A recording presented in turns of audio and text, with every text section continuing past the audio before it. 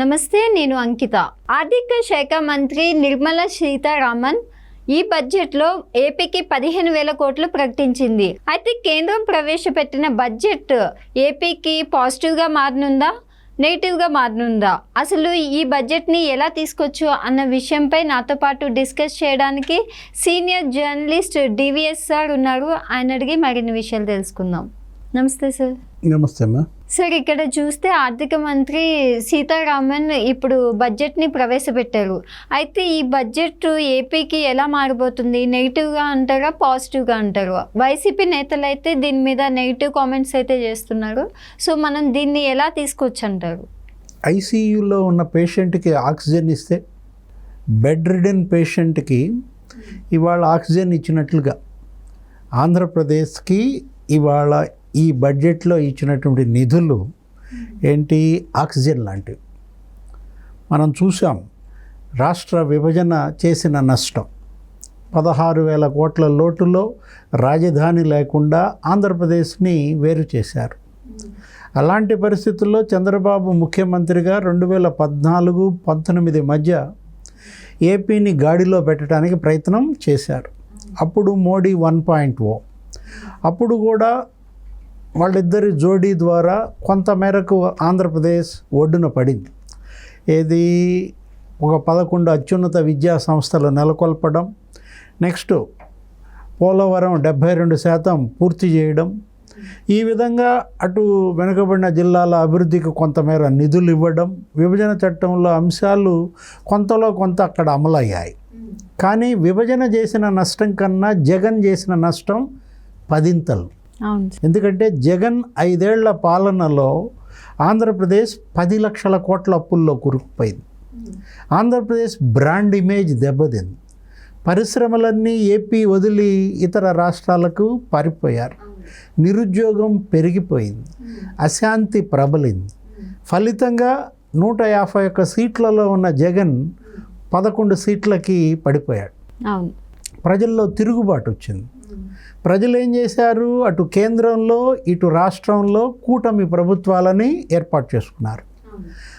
BJP, Telugu Desam, Janasena కూటమి అటు కేంద్రంలోనూ ఇక్కడ రాష్ట్రంలోనూ డబుల్ ఇంజిన్ సర్కార్ అధికారంలోకి తెచ్చుకున్నారు.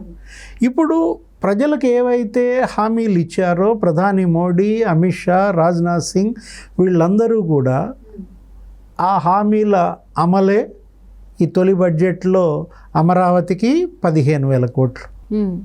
ఇవాళ అమరావతికి 15,000 కోట్లు నిధులు కేటాయించారంటే ఈ బడ్జెట్లో అసలు దేశ చరిత్రలో, అసలు రాష్ట్ర చరిత్రలో ఆంధ్రప్రదేశ్ ఏర్పడి 70 ఏళ్ళు అవుతుంది. ఎప్పుడు ఏ కేంద్ర ప్రభుత్వ బడ్జెట్లో ఇంత పెద్ద ఎత్తున నిధులు రాలేదు. మోడీ 1.0లో 2.0లో 10 బడ్జెట్లు పెట్టాడు. కానీ అప్పుడు రాని నిధులు ఇప్పుడు వరద పారిందన్నమాట. ఏది? అమరావతికి 15,000 కోట్లు నిధులు ఇవ్వటమే కాదు, ఇంకా అవసరమైతే ఇంకా ఇస్తామన్నారు. ఇదంతా కూడా ఈ క్రెడిట్ ఎవరిది? ముఖ్యమంత్రి చంద్రబాబుది, డిప్యూటీ సీఎం పవన్ కళ్యాణ్ది, ఇక్కడ బీజేపీ నాయకులదన్నమాట. ఎందుకంటే ఇవాళ కేంద్రంలో రామ్మోహన్ నాయుడు, పెమ్మసాని వీళ్ళు తెలుగుదేశం మంత్రులుగా ఉన్నారు. అట్లాగే బీజేపీ నుంచి వర్మ అక్కడ మంత్రిగా ఉన్న దీంట్లో ఆ మంత్రులు తీసుకున్న చొరవ, సీఎంగా ప్రమాణ స్వీకారం చేయగానే చంద్రబాబు ఢిల్లీ వెళ్ళి ప్రధాని మోడీ, అమిత్ షా వీళ్ళందరినీ కలిసి 10 మంది కేంద్ర మంత్రుల్ని కలిసి ఆంధ్రప్రదేశ్ ఇవాళ అప్పుల ఊబిలో కూరుకుపోయింది, మీరు ఆదుకోకపోతే ఆంధ్రప్రదేశ్ ఇక బతకదు అని చెప్పిన ఆ వినతి ఫలితమే ఇవాళ తొలి బడ్జెట్లోనే ఇంత పెద్ద ఎత్తున ఆంధ్రప్రదేశ్కి మరి వెన్నుదన్నుగా కేంద్రం నిలబడిందనమాట. ఇప్పుడు ఈ 15,000 కోట్లు ఇవాళ అసలు ప్రధాని మోడీ, ముఖ్యమంత్రి చంద్రబాబు, డిప్యూటీ సీఎం పవన్ కళ్యాణ్ చిత్రపటాలకు పాలాభిషేకాలు చేయాలి నిజం చెప్పాలంటే. ఎందుకంటే ఇది అంత శుభవార్త. ఏది? ఒక శకునంగా చూడాలి దీన్ని. ఇప్పుడు తొలి బడ్జెట్లోనే ఇలా ఉంటే ఇంకా తర్వాత బడ్జెట్లలో కూడా ఆంధ్రప్రదేశ్కి రాబోయే 5 ఏళ్ళు ఇక నిధుల వర్షమే అన్నమాట. మనం చూసాం, చంద్రబాబు ఢిల్లీ వెళ్ళి అక్కడ హర్దీప్ సింగ్ పూరితో భేటీ, నీతి ఆయోగ్ చైర్మన్తో భేటీ, అక్కడ పీయూష్ గోయల్తో భేటీ. దరిమిలా ఏం జరిగింది, బీపీసీఎల్ ఆంధ్రప్రదేశ్కి వచ్చింది. మచిలీపట్నంలో ఇవాళ ఆయిల్ రిఫైనరీ పెట్టడానికి ఆ సీఈఓనే వచ్చి చూశాడు, కృష్ణకుమార్ బృందం. ఆయిల్ రిఫైనరీ అక్కడ కనుక వచ్చినట్లయితే నీకు 70,000 కోట్ల ఇన్వెస్ట్మెంట్, నీకు 25,000-30,000 మందికి అక్కడ ప్రత్యక్ష ఉపాధి, పరోక్షంగా ఇంకా అంతకు రెట్టింపు ఉపాధి. అంటే బ్రాండ్ ఇమేజ్ పెరుగుతోంది. రీబిల్డ్ ఏపీ అన్నమాట. ఈ బడ్జెట్ను కూడా నువ్వు ఎలా చూడాలా, రీబిల్డ్ ఏపీగానే చూడాలి. ఇప్పుడు అమరావతికి 15,000 కోట్లు ఇవ్వడం వల్ల ఏం జరుగుద్ది, అక్కడ రోడ్లన్నీ నీకు శరవేగంగా పరుగులు తీస్తాయి. ఇప్పటికే జంగిల్ క్లియరెన్స్ అంతా అయిపోయింది. అక్కడ సిఆర్డిఏ యాక్టివేట్ అయింది. ఇప్పుడు సీడ్ యాక్సెస్ రోడ్డు నీకు నేషనల్ హైవే కలుస్తుంది. మిగతా రోడ్లన్నీ కంప్లీట్ అవుతాయి.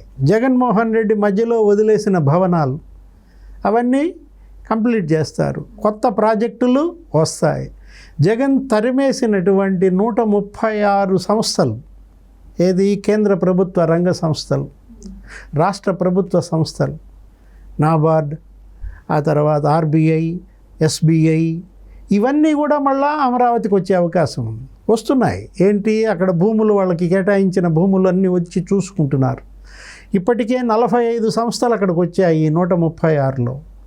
అంటే జగన్మోహన్ రెడ్డి ఆ 136 సంస్థలని తరిమేయడం వల్ల 1,00,000 కోట్లు పెట్టుబడి పోయింది, 1,00,000 మందికి ఉపాధి పోయింది. ఇప్పుడు అవన్నీ మళ్ళీ తిరిగి వచ్చే శుభ సంకేతం. అదే కాదు, ఇప్పుడు పోలవరంకి మరి ఏమన్నారు నిర్మలా సీతారామన్, సత్వర పూర్తికి సంపూర్ణ సహకారం అని. ఒకే ఒక సింగిల్ సెంటెన్స్. పోలవరం ప్రాజెక్టు ఇవాళ లైఫ్ లైన్ ఆంధ్రప్రదేశ్కి, రైతులకి.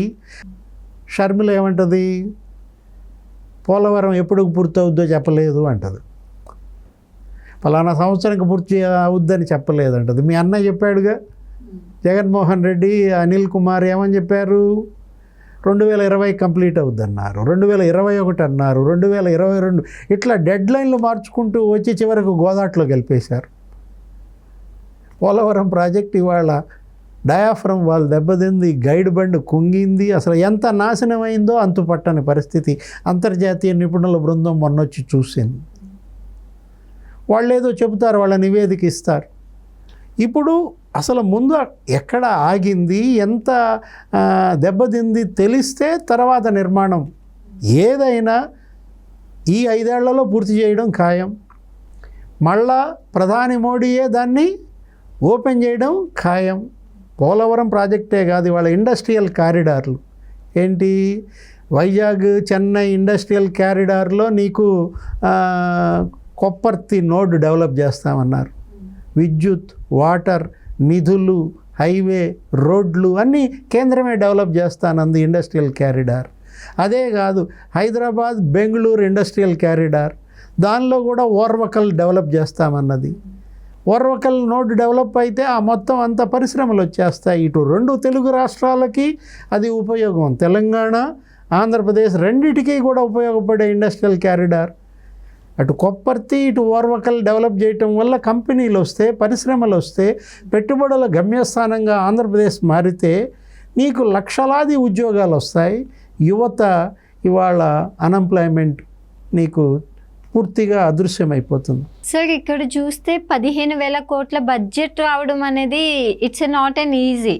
అయితే అసలు మరి ఇది ఏపీకి నెగిటివ్గా మారిపోతుందన్న కామెంట్స్ ఎందుకు వస్తున్నాయి అంటారు? వైసీపీ ఏమంటుంది, జగన్మోహన్ రెడ్డి వీళ్ళందరూ ఏమంటున్నారు, 1,00,000 కోట్లు అడిగాడు కదా చంద్రబాబు, ఢిల్లీ వెళ్ళి మోడీని 15,000 కోట్లే ఇచ్చారేంటి అంటాడు.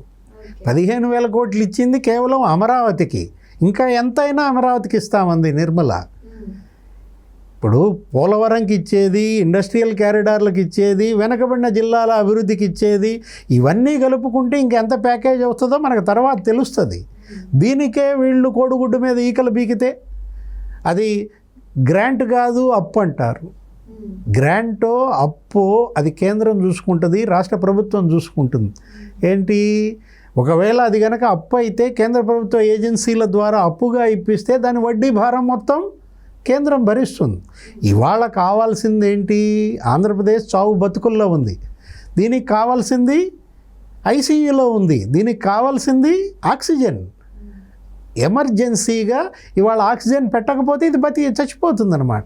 అలాంటి పరిస్థితుల్లో కేంద్రం తొలి బడ్జెట్లోనే ఇంత పెద్ద సహాయం చేస్తే దాన్ని హర్షించాల్సింది, అభినందించాల్సింది, ఆనందించాల్సింది పోయి ఇలా విమర్శలు చేయడం ద్వారా వీళ్ళు నవ్వుల పాలవుతున్నారు. ఎవరు? జగన్మోహన్ రెడ్డి, వాళ్ళ మీడియా, లేకపోతే షర్మిల, వీళ్ళందరూ కూడా ఇవాళ ఏంటి, వెనుకబడిన జిల్లాలకు నిధులు వస్తున్నాయి.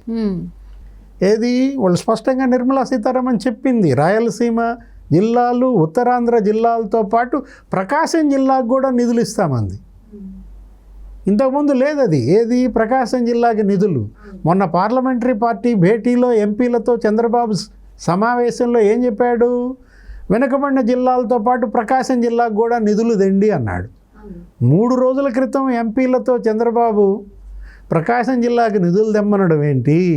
కేంద్ర బడ్జెట్లో ప్రకాశం జిల్లా పేరు చేర్చడం ఏంటి? అంటే ఇవాళ ఈ సక్సెస్, ఈ క్రెడిట్ అంతా కూడా సీఎం చంద్రబాబుకి చెందుతుంది. ఆయన ఎంపీలందరికీ బాధ్యతలు అప్పచెప్పాడు. ఏంటి? మంత్రులు, ఎంపీలు సమన్వయంగా పనిచేయండి. ఒక్కొక్క మంత్రిత్వ శాఖకు 2 ఎంపీలను కేటాయించాడు. ఆ మంత్రిత్వ శాఖలో నిధులు ఏపీకి తీసుకురావాల్సిన బాధ్యత ఆ ఎంపీది, ఈ మంత్రిది. అంటే ఒక ఎంపీ, ఒక మంత్రి, ఒక టీమ్గా అటు 22 మంది 21 మంది ఎంపీలు, ఇక్కడ ఈ 24 మంది మంత్రులు ఒక సమన్వయంగా ఇవాళ కేంద్రం నుంచి నిధులు రాబడుతున్నారు. రాష్ట్రాన్ని అభివృద్ధి పదంలోకి నిలబెడుతున్నారు. అటు అమరావతి అభివృద్ధి, ఇటు పోలవరం నిర్మాణం, ప్రాజెక్టులకు నిధులు, మరోవైపు ఎంప్లాయ్మెంట్, పరిశ్రమలు రాబట్టడం, కంపెనీలు నెలకొల్పడం. ఇదేంటి? సర్వతోముఖాభివృద్ధికి దోహదపడే ప్రాజెక్ట్. దీనిపైన విమర్శలు ప్రజలు హర్షించరు. Okay, thank you so much sir.